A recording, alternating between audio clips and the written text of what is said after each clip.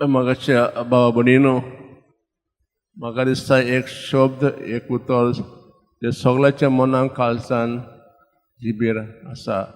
जावं आमी तरणाटे, जावं आमी खासारी, जावं आमी पाद्री माद्री, जावं आमी भुरग्यां लागून तें उतर हें शब्द म्हणजे मोग.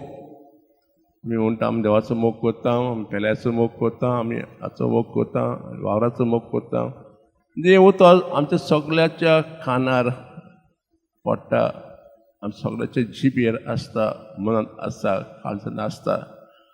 आनी हेंच उतर आमी आजच्या दुसऱ्या वाचपांत आयकलां. एक दोन शास्त्री जेजूची तपासणी करूंक जेजू विचारता, सगळ्यावून पयलो वयलो आज्ञा हो कायदो कोण? त्या वेळार सुमार 642 कायदे आसलेत, आज्ञा आसलेत. म्हणटकच ह्या कायद्यांतले पयलो वयलो कायदो खंयचो? हे प्रस्न दोन शास्त्रान जेजू विचारले. जेजू चिंतना, तोळवेल काडिना, बट पटकन ताका उतर दिता. पयलो कायदो हो, दुसरो हो.